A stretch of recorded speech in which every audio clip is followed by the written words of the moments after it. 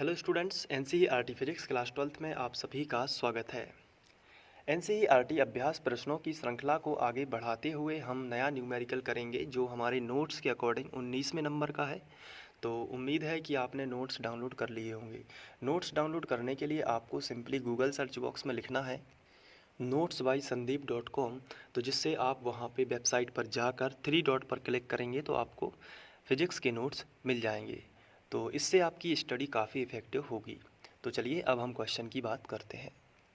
इसमें हमें दिया गया है एक वर्गाकार कुंडली जिसकी प्रत्येक भुजा 10 सेंटीमीटर है, में 20 फेरे हैं और उसमें 12 एम्पियर विद्युत धारा प्रवाहित हो रही है। कुंडली ऊर्ध्वाधर लटकी हुई है और इसके तल पर खींचा गया अभिलंब 0.80 टेस्ला के एक समान चुंबकीय क्षेत्र की दिशा से 30 अंश का कोण बनाता है। कुंडली पर लगने वाले बल युग्म आघूर्ण का परिमाण क्या होगा? तो यहाँ पर एक बड़ा सा प्रश्न हमें दिया गया है, लेकिन जब भी हम न्यूमेरिकल करते हैं तो हम सबसे पहले प्रश्न को ही अच्छे से समझते हैं। ये एक अच्छी हैबिट होती है, क्योंकि जब हम प्रश्न का एनालिटिक्स कर लेते हैं यानी कि उसका विश्लेषण कर लेते हैं, तब हमें सभी बातें अच्छे से पता हो जाती हैं। तो हम इसका जब सॉल्यूशन करते हैं तो हमें सभी चीज़ें समझ में आ जाती हैं। तो आइए प्रश्न को अच्छे से समझते हैं। प्रश्न में शुरू में हमें दिया गया है एक वर्गाकार कुंडली। तो वर्गाकार कुंडली का क्या मतलब होता है? वर्गाकार कुंडली कुछ इस तरीके से होती है जो एक वर्ग के आकार की होगी। वर्ग के आकार का मतलब क्या होता है? वर्ग के आकार का मतलब है कि इसकी सभी भुजाएं कैसी होंगी? बराबर। इसलिए इसमें दिया गया है कि जिसकी प्रत्येक भुजा 10 सेंटीमीटर है। इसका मतलब है कि ये भी 10 सेंटीमीटर होगी और बाकी सभी भुजाएं भी 10-10 सेंटीमीटर की होंगी।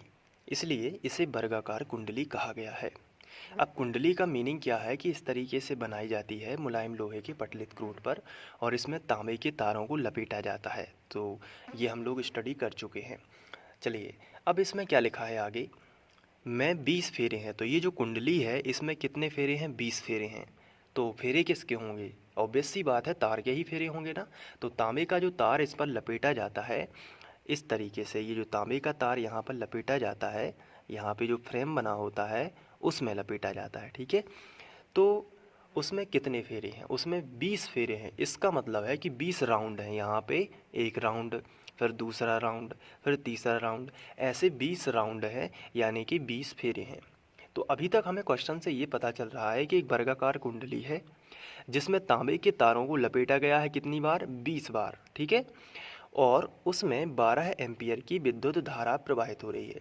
इसका क्या मतलब है? इसका मतलब है कि इसमें जो तार लपेटे गए हैं, क्या लपेटे गए हैं? तांबे के जो तार लपेटे गए हैं उसको किसी सेल से कनेक्ट करके उसमें 12 एम्पियर की विद्युत धारा दी जा रही है। कितने एम्पियर की? 12 एम्पियर की। तो देखिए ये करंट का मान हमें दिया गया है। ये 20 फेरे हैं, कुल 20 फेरे हैं, इसलिए कैपिटल एन का मान हमें दिया गया है। तो यहाँ पे हम थोड़ा थोड़ा दिमाग में सेट करते जा रहे हैं कि हमें कैपिटल एन का मान दिया गया है, हमें आई का मान दिया गया है। आइए क्वेश्चन को थोड़ा और आगे पढ़ते हैं। इसमें लिखा है कि कुंडली ऊर्ध्वाधर लटकी हुई है। तो कहाँ लटकी हो सकती है कुंडली? ऑब्वियस सी बात है, चुंबकीय क्षेत्र में ही लटकी जाती है, तभी तो वो घूमेगी। तो ऊर्ध्वाधर लटकी हुई है, इसके तल पर खींचा गया अभिलंब 0.80 टेस्ला। तो ये जो टेस्ला जिसके पीछे लगा है, टेस्ला को हम किससे नापते हैं? यानी कि टेस्ला किसका मात्रक होता है? तो आंसर है चुंबकीय क्षेत्र का। तो यहाँ पे हमें बी का मान भी दिया गया है। कितना दिया गया है? 0.80 टेस्ला। तो ये भी हमें पता चल गया। आगे लिखा है कि एक समान चुंबकीय क्षेत्र की दिशा से 30 अंश का कोण, तो हमें थीटा भी दिया गया है। तो हमें एन दिया गया है, 20 फेरे हैं, हमें आई दिया गया है, 12 एम्पियर की धारा प्रवाहित हो रही है, हमें चुंबकीय क्षेत्र दिया गया है, कितना दिया गया है? 0.80 टेस्ला, और साथ ही साथ हमें थीटा भी दिया गया है। तो यहाँ पे अब हम ये चेक कर लेते हैं कि हमें क्या ज्ञात करना है। तो हमने आगे पढ़ा, इसमें लिखा है कि कुंडली पर लगने वाला बल युग्म आघूर्ण का परिमाण ज्ञात कीजिए। तो असल में हमें क्या ज्ञात करना है? हमें टाउ ज्ञात करना है। देखिए बल युग्म आघूर्ण, इसका मीनिंग क्या होता है? इसका मीनिंग होता है टाउ। तो हमें टाउ ज्ञात करना है, कुंडली का टाउ ज्ञात करना है, यानी कुंडली का बल युग्म आघूर्ण ज्ञात करना है। तो इसके लिए हमने डेरिवेशन किया है क्या? तो आंसर है हाँ, हमने इसका डेरिवेशन किया है। आप प्लेलिस्ट पर जाकर देख सकते हैं पिछले वीडियोस में कि कुंडली पर लगने वाले बलयुग्म आघूर्ण का व्यंजक। तो उसमें हमने क्या सूत्र निकाला था? आप में से कुछ बच्चों को शायद पता भी होगा, NIAB साइन थीटा। ये वाला फॉर्मूला जो है हमने निकाला था, ये कुंडली पर लगने वाला बलयुग्म आघूर्ण है। इसको आप याद कर लीजिए, ये कंपटीशन एग्ज़ाम की दृष्टि से भी आपको काफ़ी हेल्प करेगा जब भी आप हायर लेवल की परीक्षाएं देने जाओगे, क्योंकि NCERT के क्वेश्चन बहुत ही ज़्यादा इम्पॉर्टेंट होते हैं, चाहे वो आपकी बोर्ड परीक्षा के लिए हो। तो यहाँ पे हम ये फॉर्मूला लगा देंगे। अब सबसे पहले बात आती है कि जो हमें देखिए यहाँ पे हमें NIAB थीटा दिए गए हैं, तो हम ये बस यहाँ पे फॉर्मूला रख देंगे तो हमें मान मिल जाएगा। तो इस तरीके से भी सिंपली कर सकते हैं। तो चलिए, जो हमें दिया गया है सबसे पहले हम एक एक करके लिख लेते हैं। तो क्वेश्चन का शुरुआती हिस्सा जो है उसमें हमें पता चलता है कि हमें भुजा दी गई है 10 सेंटीमीटर।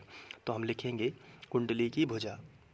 अब यहाँ पे एक बात बस आपको क्लियर करना है कि देखिए हमें किस किस के मान चाहिए। हमें NIAB, तो N मतलब फेरों की संख्या, तो ये तो हमें दी गई है। I मतलब क्या होता है? विद्युत धारा, ये भी हमें दी गई है। A का मतलब होता है कुंडली का क्षेत्रफल, लेकिन हमें कुंडली का क्षेत्रफल तो नहीं दिया गया है, लेकिन हमें भुजा दी गई है ना, 10 सेंटीमीटर 10 सेंटीमीटर। तो ये वर्ग है और वर्ग का क्षेत्रफल होता है भुजा का वर्ग, इसलिए हम लिखेंगे कुंडली की भुजा। और ये हमें दी गई है 10 सेंटीमीटर। तो सबसे पहले तो जो हमारा फॉर्मूला है कौन सा? ये वाला, टाउ बराबर NIAB साइन थीटा। ये है SI यूनिट के लिए। SI यूनिट के लिए है तो हम सभी यूनिट को जो CGS में है, चाहे जो भी पद्धति में हो, हमें उसको सबसे पहले SI यूनिट में बदलना है। जैसे 10 सेंटीमीटर है तो हम इसे मीटर में बदलेंगे, तो SI में बदल देंगे, तो 10/100 करना पड़ेगा, क्योंकि सेंटीमीटर को मीटर में बदलने के लिए हमें 100 से भाग देना होता है। तो ये हो गया मीटर। तो इसी चीज़ को 10/100 को हम ऐसा भी लिख सकते हैं, 10 गुणित 10⁻² की घात मीटर। अब ये कहाँ से आया? देखिए 10/100 है, इसका मीनिंग ये हुआ कि 10/10⁻² की घात, क्योंकि 100 का मतलब 10/2 की घात, और ये 2 की घात ऊपर ले जाएंगे तो -2 की घात हो जाएगी। तो इसलिए हमने इस तरीके से मीटर में बदल लिया। अब हम कुंडली का क्षेत्रफल निकाल सकते हैं। जब हमें भुजा पता है मीटर में, इसलिए कुंडली का क्षेत्रफल हम यहीं पे निकालेंगे, क्योंकि हमें मालूम है कि हमें एक, तो हमने हेडिंग लगाई कुंडली का क्षेत्रफल। अब कुंडली का क्षेत्रफल कितना होगा? तो कुंडली का क्षेत्रफल होगा भुजा का वर्ग, क्योंकि कुंडली वर्गाकार है, इसलिए भुजा। भुजा क्या है? ये देखिए 10 गुणित 10⁻² की घात। तो हमने यहाँ पे लिखा 10 गुणित 10⁻² की घात और इसका कर दिया वर्ग। तो ये जो क्षेत्रफल हो गया, अब ये मीटर स्क्वायर में हो गया। चलिए अब इसको आगे सॉल्व करते हैं। देखिए 10 का वर्ग होगा और इसका भी वर्ग होगा, तो 10 का वर्ग तो कितना हो जाएगा? 100, है ना। और 10 पर -2 है और 2 का इसमें गुणा होगा तो 10 पे -4 हो जाएगा, 2 दूनी 4। देखिए वर्ग है तो पहले इसका वर्ग होगा फिर इसका वर्ग होगा। इसका वर्ग होगा तो 100 जो है, 10 जो है ये 100 हो जाएगा, और इसका होगा तो यहाँ पे घातों में आपस में गुणा हो जाएगा। तो ये आ गया मीटर स्क्वायर। ये क्या है? ये कुंडली का क्षेत्रफल है। अब हमने इसे जानबूझकर 10 के फॉर्म में लिखा है, हम दूसरे तरीके से भी इसे सॉल्व कर सकते थे, लेकिन हमने इसी तरीके से लिखा। अब क्वेश्चन को थोड़ा आगे पढ़ते हैं। इसमें दिया गया है 20 फेरे हैं, तो इसलिए हम n का मान लिखेंगे। n का मान यानी कुंडली में फेरों की संख्या, ये कितनी हो जाएगी? 20। इसके बाद हमें दिया गया है धारा जो बह रही है वो 12 एम्पियर की है, तो I बराबर हो जाएगा, विद्युत धारा जो है वो 12 एम्पियर हो जाएगी। इसके बाद आगे जो हमें दिया गया है वो क्या है? कुंडली ऊर्ध्वाधर लटकी हुई है और इसके तल में खींचा गया अभिलंब 0.80 टेस्ला। तो जहाँ टेस्ला लिखा है उसका मतलब होता है चुंबकीय क्षेत्र, यानी B का मान हमें दिया गया है। B का मान हमें दिया गया है 0.80 टेस्ला, तो हमने ये भी इसी में जोड़ लिया। इसके बाद देखते हैं और क्या दिया गया है। थीटा दिया गया है 30 अंश। देखिए चुंबकीय क्षेत्र की दिशा से 30 अंश का कोण बनाता है, तो थीटा कितना दिया गया है? 30 अंश। तो हमने यहाँ पे लिखा 30 अंश, ठीक है।